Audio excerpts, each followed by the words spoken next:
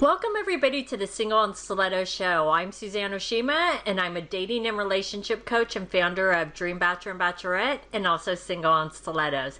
Today we have on our show Wendy Newman, and she is the author of 121 First Dates, and she's also a dating and relationship coach. And I'm so excited to have her here today because today we're talking about 3 dating myths busted. So before we jump into this, Wendy, I would love for you to tell our audience a little bit about you and what made you write this book, 121 First Dates.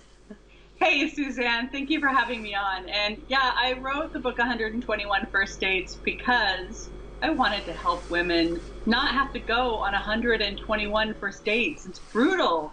And I actually went on 120 first dates. My partner, Dave, is Mr. 121.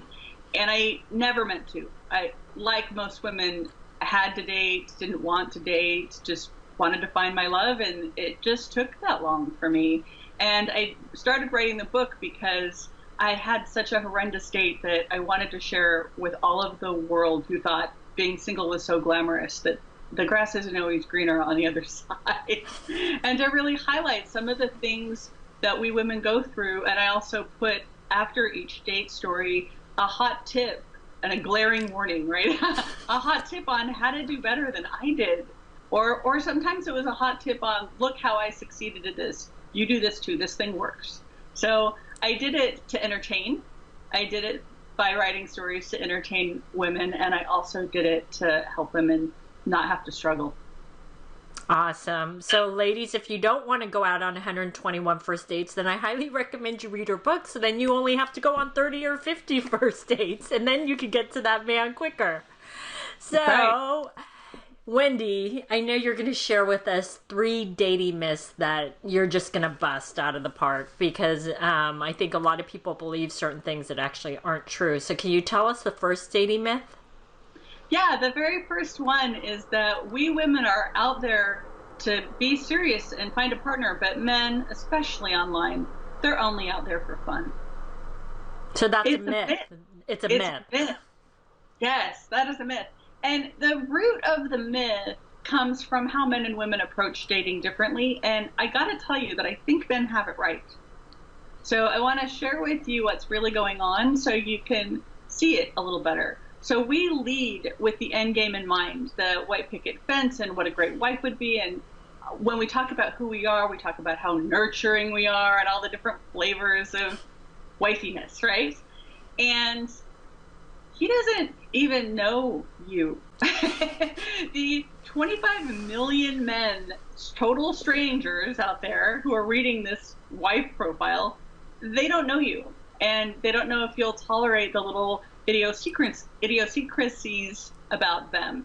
They don't know if they want to spend more than 20 minutes in a coffee shop with you. So they don't care about that you want to homeschool your children and have them support you and white picket fence. They don't care about that. They don't care. What they want to know is, do I want to spend any time with her at all? Right? Is she cute? Is she my flavor? Is she fun? My flavor of fun? Is she smart? Right? Do we gel? So that comes before everything. And they know, they understand that online dating is the toe in the water, first baby step to who is this interesting person and do I want to spend more time with her? And so they'll say very little on their profile, or they'll talk about who they are as an interesting person, usually highlighting something fun. And they wish that we would do the same thing, that we would say very little on our profile. Because men get to the point, and we love all the details, right? We love words. And that they wish they would say very little, and they wish that we would just talk about who we are as an interesting person instead of who we are as a future wife. And yeah, they have it right. They have it right that this is a first introduction. This is just a way to connect to see if we even want to spend any time together, and let's go from here. And we take that as sort of a disrespect or a disinterest in really getting to know someone when it's not. So it'd be just like him trying to talk about a prenup on a first date. Too soon, right? Yeah, a little too soon. But so Wendy, here's a question I know you get asked a lot. So I know I'm always thinking like, what does my audience want to know? So I need to ask you this question. Well, so when a woman goes out on a first date with a man, should she ask him, what is he looking for? Like, is he looking for a long-term relationship, or is he looking to get married, or is that a question that is she shouldn't ask on a first date? Look, I know that that's a really tough answer because we don't want to waste any of our time, Right. right? We don't want to waste this time with this guy if he isn't serious. And on a first date, it's not a great place to be asking. Now, I'm just going to say it. I can get criticism around it. I'm just going to say it. I would wait for him to ask. I would wait for him to lead with that. Because, and it's not because of the gender, he's the man, so no, no, no. I want him to bring that up because I want to see him lead, because I want a leader. I want to see where he's leading me to, right? Just like for me personally, I wanted men to ask me out. I didn't ask out any man that I ever went out with. I reached out to a lot of men, but I never asked them out.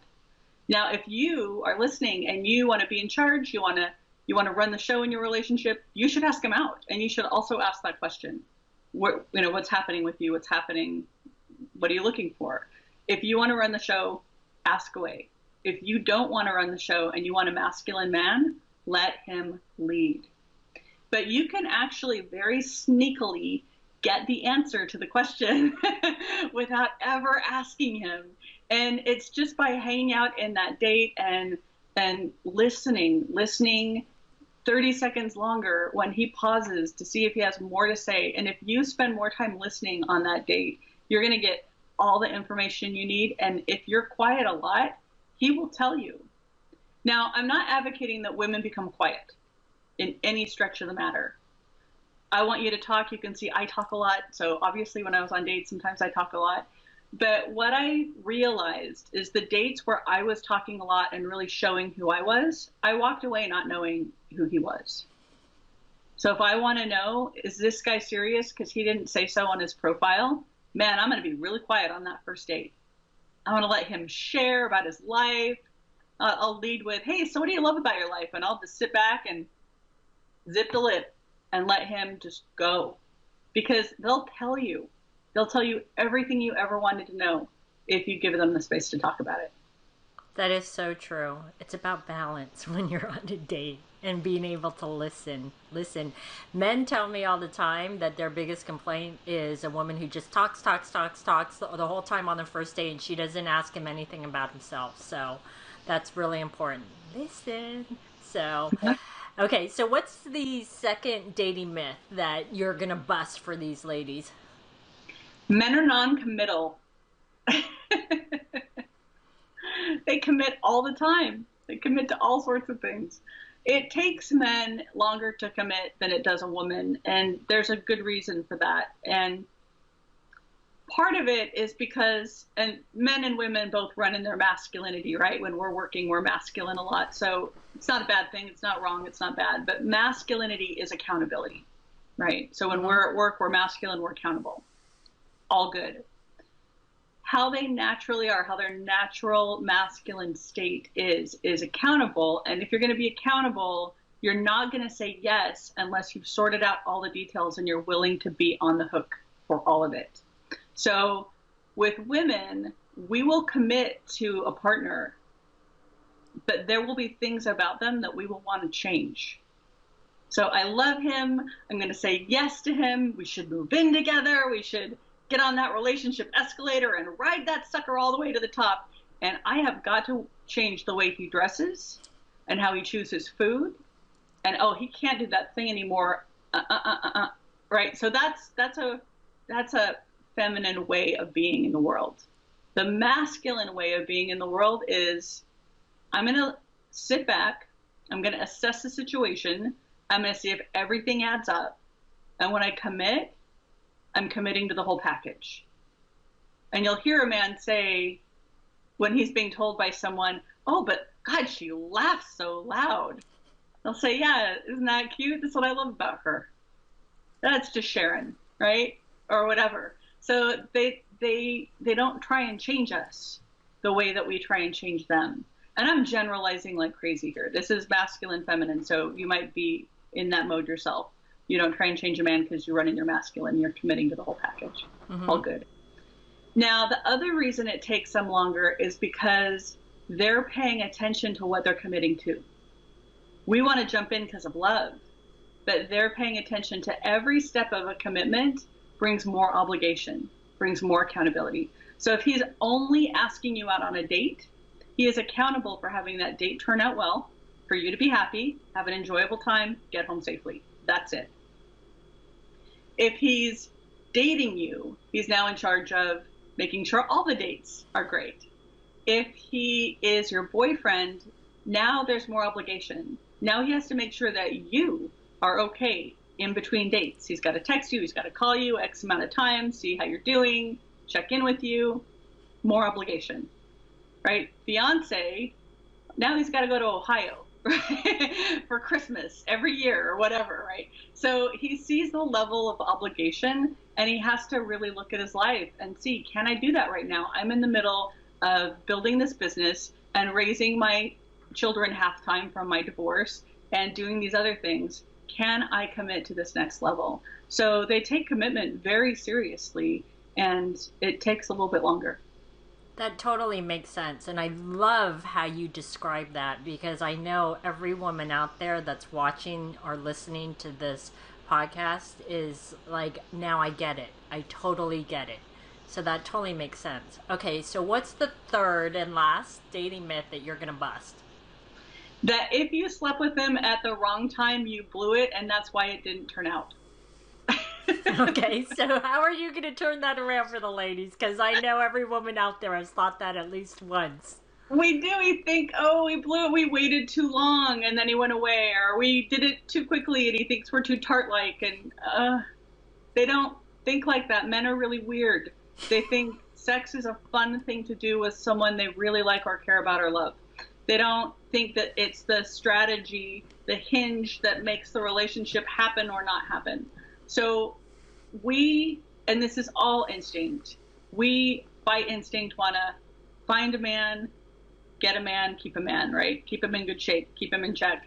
And in the getting part, biology has us use our sensuality and our sexuality and our appeal, our brains, to attract. So our whole job is to find a man and attract him.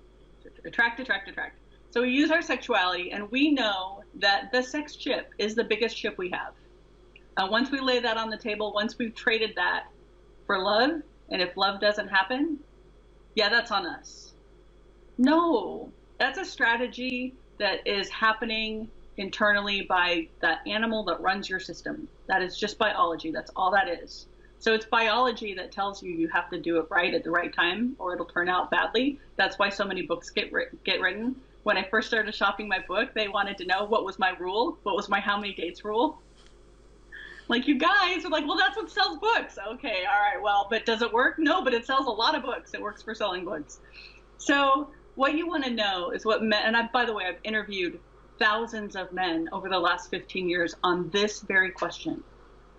And in fact, I have ran workshops where 4 men come on stage and there's a panel of men that answer questions. And we get those questions in advance on 3x5 cards because we want them to sort through what they want to answer and what they don't. And every single time that question is in there, it's one of our favorite questions.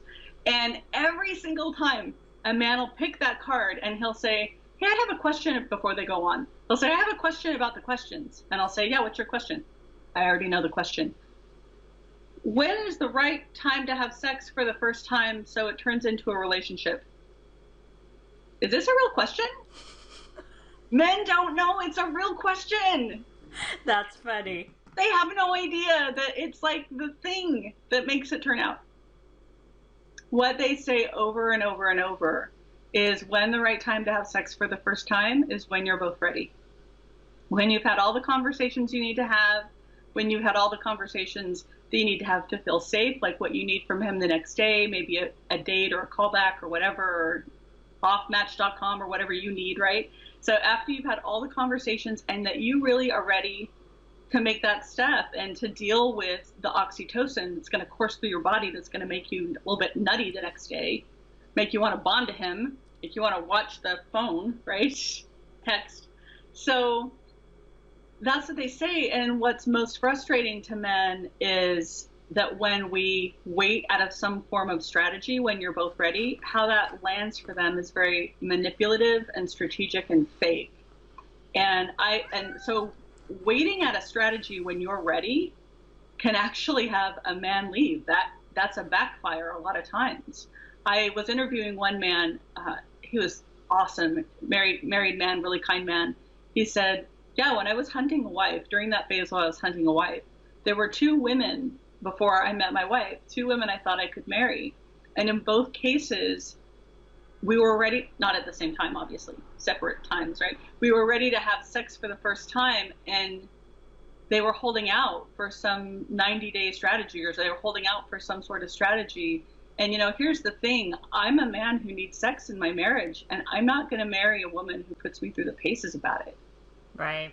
And so he broke up with her, and then had another woman, and same thing, he broke up with her because she was waiting. And what's so heartbreaking is she was waiting because of the strategy of getting the relationship.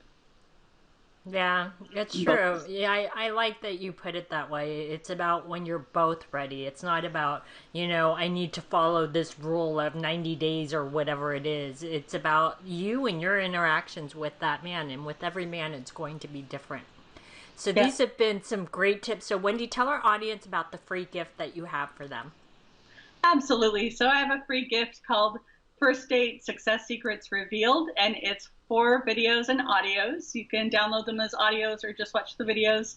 And in the first one, it will tell you what to never ever say on a first date, how we blow it all the time with what we talk about on the first date. And I give you really good reasons why, like I did on this show. And then on the second video, I talk about, well, if you can't say all that other stuff that you've been talking about, what do you talk about? And then the last 2 bring it all together and really wrap it up in showing you how to be successful on a first date or first couple of dates so you can get to your love. Awesome. Well, everybody, if you'd like Wendy's free gift, if you're watching the video, just click on the link below. And if you're listening to the podcast, just go to singleonstilettos.com and look for Wendy's interview and you can get her free gift. And thanks everybody for joining us on the Single on Stilettos show. Our show is available both in video format and podcast format. If you'd like to view the videos, go to singleonstilettos.com. And if you'd like to get the podcast, download it from iTunes. If you would like to get our free ebook on Why Men Disappear Without a Trace, you can click right here on the video or you can go to singleonstilettos.com.